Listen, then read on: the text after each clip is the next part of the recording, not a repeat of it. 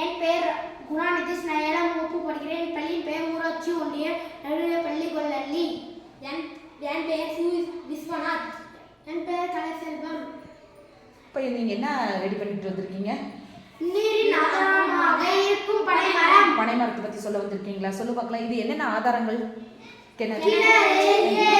இது உங்கள் ஊரில் இருக்கிற கிணறு. இதில் நீங்கள் பனைமரம் நடுறது அப்படின்னா ஆதி காலத்தில் நம்ம ஊரில் இருக்கிற மாநில மரம் பனைமரம் தான். அந்த பனைமரம் ஏன் நம்ம மாநில மரமாக இருக்குது? ரெண்டாவது வந்து என்னென்னா, ஏன் நம்ம அதிகமாக பனைமரத்தை நம்ம மூதாதையர்கள் நம்ம முன்னோர்கள் ஏன் பயிரிட்டாங்க, நல்லா செடிகளை நட்டாங்கன்றது காரணத்தை சொல்லி பார்க்கலாம். பனைமரம் வந்து மண் சரிவு ஏற்படாது. அது மரத்தை உயரத்தை விட 3 மடங்கு வேர் உறிஞ்சும். வேர் வந்து என்னது உள்ள போகும்.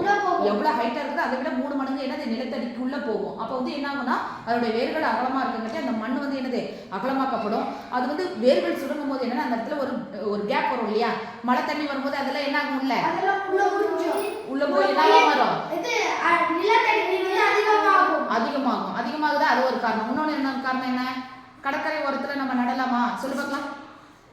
கடற்கரை ஓரத்துல இருந்து 5 கிலோமீட்டருக்கு பனைவேலி அமைக்கும் போது நமக்கு என்ன வரும்? பனைவேலி அமைக்கும் போது நமக்கு என்னென்னலாம் கிடைக்கும்? தடுக்கும், அடுத்து மக்களுக்கு வந்து பாதிப்பு ஏற்படாது. அப்புறம் அதே மாதிரி மழை மேகங்கள் வருமா? எப்படி வரும் சொல்லு பார்க்கலாம். மழை மேகம் வந்து அப்சர்வ் பண்ணது என்ன காரணம்? மழை மேகங்கள்லாம் வந்து கூடும். ஏன்னா அதுக்கு மேலே வந்து என்னது, பனை மரத்துக்கு மேலே சில்வர் நைட்ரேட் அதிகமாக வருது இல்லையா, அதனால என்ன ஆகும், நமக்கு மழை மேகங்கள் வந்து ஈர்க்கப்பட்டு மழை பொழிவு இருக்கும். அதே மாதிரி அது தண்டு பகுதியில் தண்டு பகுதியில் என்ன சேமிக்கிறது? தண்ணி சேமிக்கும் போது அது எங்க பகுதியிலாம் வாழும்? அதிகமா வறண்ட பகுதிகளெல்லாம் வாழுதா இல்லையா?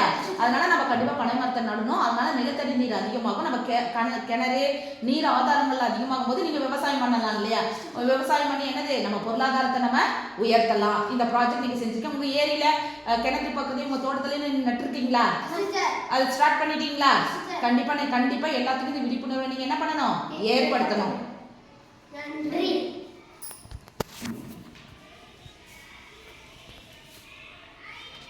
இது வந்து கிணற்று பகுதி. எங்க காட்டுங்க, அதை எடுத்து காட்டுங்க. ஓ, செடி எல்லாம் வந்துருக்குது. வெரி குட் பார்த்தீங்களா? அந்த தண்ணி வத்தாம அப்படியே நல்லா இருக்கு இல்லையா? இந்த தேன் ஊத்தும் தண்ணியெல்லாம் கிளைங்க அப்சர்வ் பண்ணிக்குது. வேற பனைமரம் வேறிச்சா அந்த தண்ணீரெல்லாம் அப்சர்வ் பண்ணி பனைமரம் நல்லா